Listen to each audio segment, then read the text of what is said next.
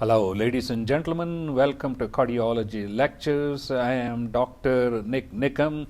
I've been a cardiologist for more than 30 years at the Texas Medical Center, and today we are going to look at how we can calculate the cardiovascular risk of an event. These presentations for educational purposes only, and it is not a medical advice. Please consult with your physician for any medical advice. So let us continue. Cardiovascular risk calculations can be done using Framingham risk calculator, Reynolds risk score, or the American College of Cardiology, American Heart Association cardiovascular risk calculator. We are also going to look at emerging risk factors such as high sensitivity CRP or C-reactive protein, lipoprotein A, homocysteine, lipid particle size and number, and of course coronary calcium scoring. We are going to conclude with the primary prevention of cardiovascular diseases, the role of aspirin in primary prevention of cardiovascular diseases. First, let's look at the Framingham cardiovascular risk calculator. The Framingham risk calculator has been around for the longest duration. You can visit this website to calculate the risk factor based on the calculations.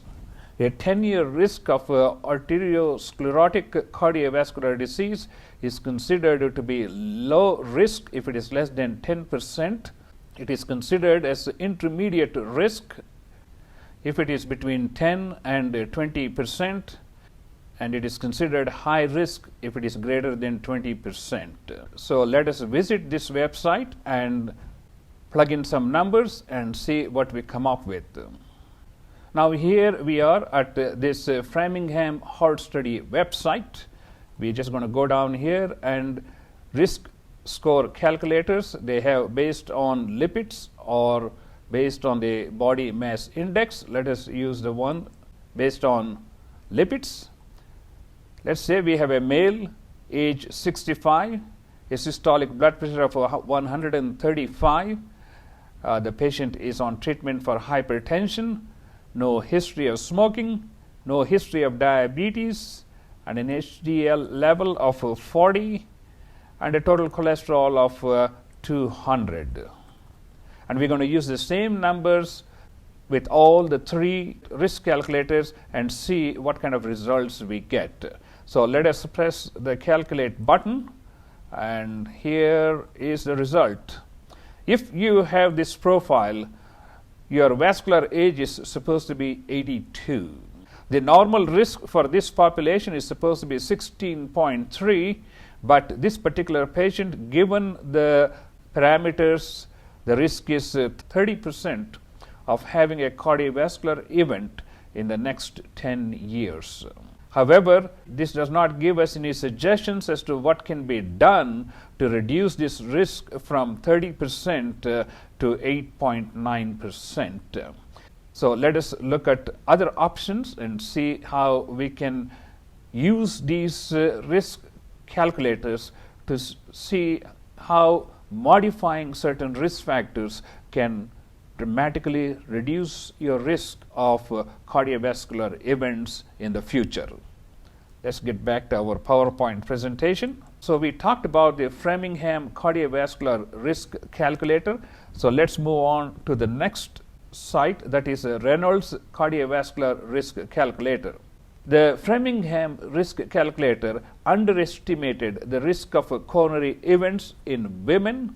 So Reynolds risk factor takes into consideration not only the sex, but it also takes into consideration family history and high sensitivity CRP levels.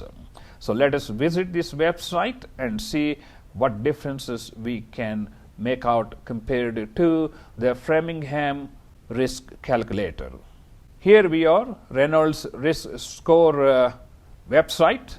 Now we'll plug in the same numbers: male, age 65, Systolic smoking, no. Systolic blood pressure 135, and cholesterol we said was 200 previously. The HDL was 40, and we don't have the C-reactive protein. We didn't have the C-reactive protein in the Framingham risk calculator. Let us say the C-reactive protein level was 1 milligram per deciliter. We will look at the C-reactive protein in the future. Did the mother or father have a heart attack before the age of 60? Say no, because we want to use the same risks that we used in the Framingham study. So let's press the calculate 10-year risk button here and see what we come up with. Okay, the 10-year risk for this patient is considered to be 13%, which is different from the risk we got in the Framingham study. But here's an important thing that the Reynolds risk score gives, that is, by bringing the blood pressure down to 120, you can reduce the risk from 13 to 10%. By reducing cholesterol to 160, you can reduce it to 8%. And reducing the high sensitivity CRP can also reduce the risk. If you were to reduce all these risk factors, you can dramatically reduce your 10-year risk of cardiovascular events. An important message from this is that the reduction of cardiovascular risk factors directly translates into reduction in the cardiovascular events in the succeeding 10-year period. That is an important message that we have to stress to our patients, that by reducing the blood pressure, by reducing the cholesterol level, by reducing the CRP with medications, we can indeed reduce the risk of future cardiovascular events. So let's get back to our PowerPoint presentation. Now let's move on to the next calculator, which is the American College of Cardiology, American Heart Association Arteriosclerotic Cardiovascular Risk Calculator. You can visit this website by putting this address in the URL. The results of this risk calculator are as follows.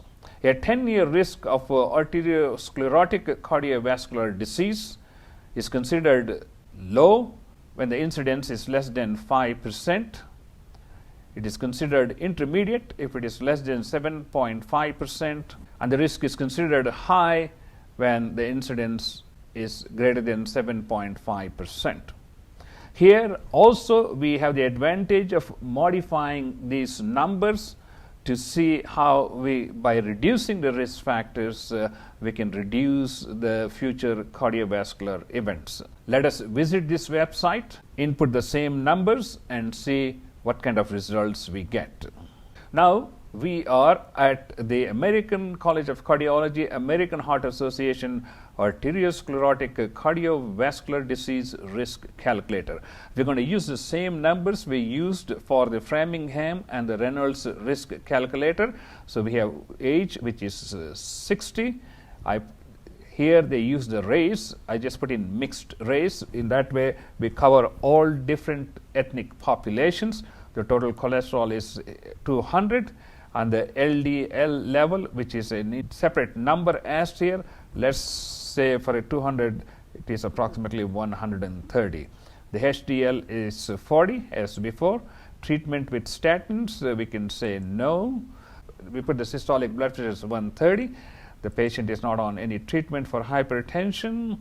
The patient is taking aspirin, no history of diabetes, and not a current smoker. So let's calculate the risk. There you have it, 14.8%. Here we can also see how modifying the risk factors can decrease the 10-year risk of cardiovascular events. If this patient was treated with moderate intensity statins, we can reduce the risk from 14.8 to 11%. Similarly, starting this patient on blood pressure lowering drugs can also bring down the risk factor. Starting this patient on aspirin will marginally reduce the risk of cardiovascular events. However, if we were to start this patient on aspirin statins and blood pressure medications, then we can reduce the risk from 14 to 8%, which is in the normal range for the population for this age group. These calculators not only tell you what is the risk of a cardiovascular event in a given patient, it also helps us to see how we can show that modification of risk factors can dramatically reduce the risk of cardiovascular events in the future. Now, let us look at some of the emerging risk factors that may or may not be of importance. One important factor is the high sensitivity C-reactive protein. A lot has been said about LP little a lipoprotein. Similarly, there is a lot of buzz about LP little a lipoprotein, homocysteine, lipid particle size and number of particles, and coronary calcium scoring. Let us look at the merits of each one of these agents. High sensitivity C-reactive protein. Based on the inflammatory theory of a coronary artery disease, high sensitivity C-reactive protein has been found to be an important indicator of cardiovascular risk.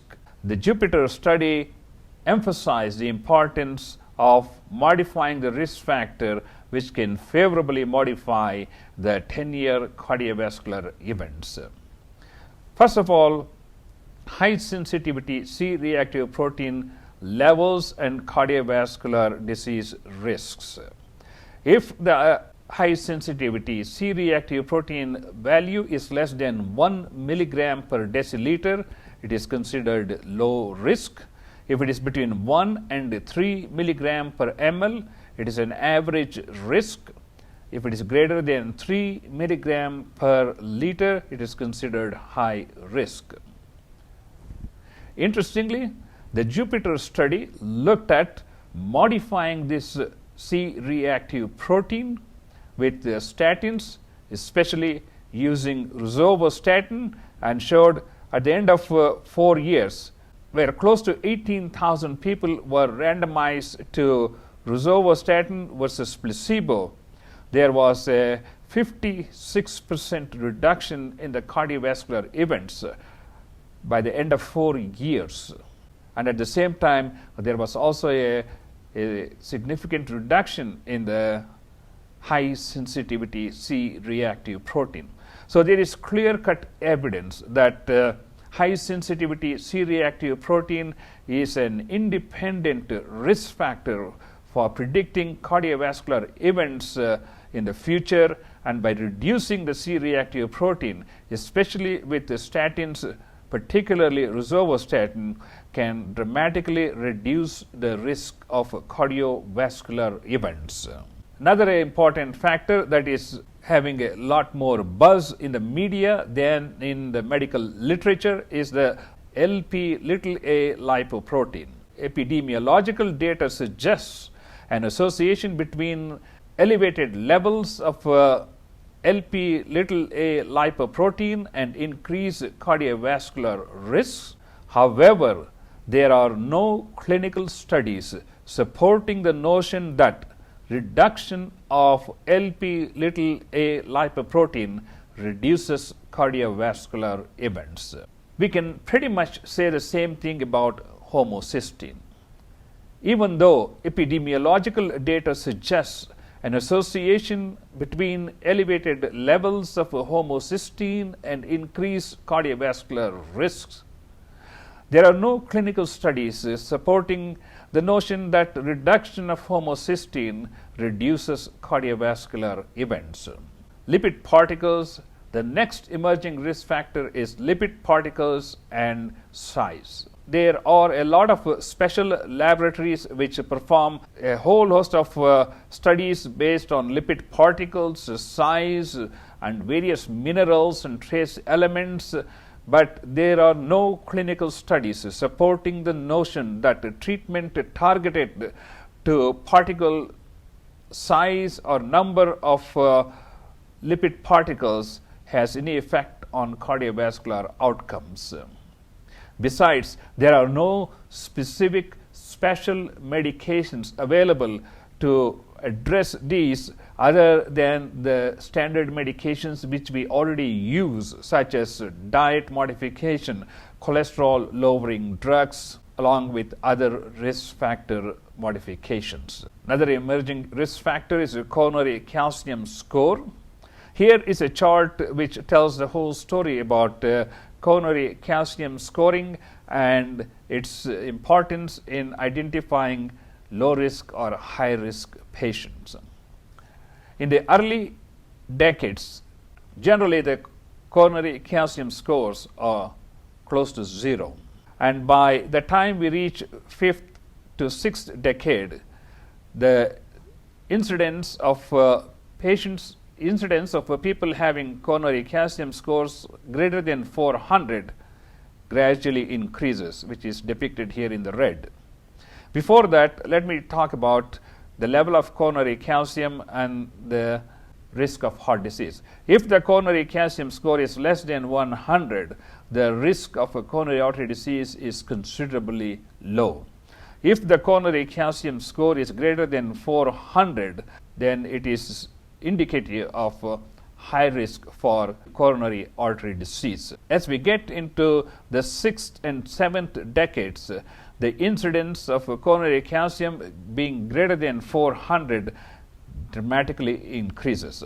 It goes from less than 10% in the 5th decade to almost 30% in the 7th decade. There is also no indication that risk factor modification can dramatically reduce calcium scoring, even though anecdotal cases may be pointed where there is a dramatic reduction in the calcium score with treatment. But more importantly, I think reduction of cholesterol, reduction of blood pressure, and other risk factors are of much greater importance in reducing the overall cardiovascular events in the future. The absence of calcium doesn't exclude the presence of coronary artery disease, especially in those patients whom there are soft plaques, and especially in the younger population. Now let's talk about primary prevention of cardiovascular disease or cardiovascular events.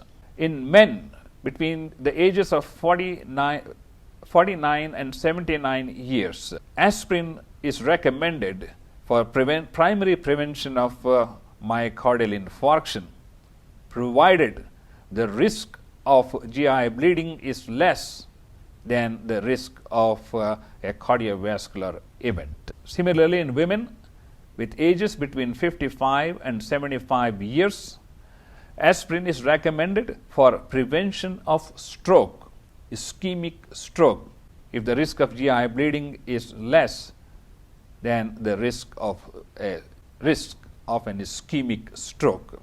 In men or women who are older than 80 years, there is no indication that aspirin is beneficial in preventing cardiovascular events. Men less than 45 or women less than 55 years have not been shown to be benefited by aspirin in preventing myocardial infarction in men or stroke in women. So, ladies and gentlemen, this is a brief overview of cardiovascular risk factors, how we can calculate the cardiovascular risk factors and the emerging risk factors, and most importantly, we can see how we can dramatically reduce the risk of cardiovascular events by aggressively modifying the risk factors. I am Dr. Nick Nickham, and please do subscribe to our YouTube channel, and if you would like to see a presentation on another topic, please leave us some comments below, and we will see you next time. Thank you so much for your attention.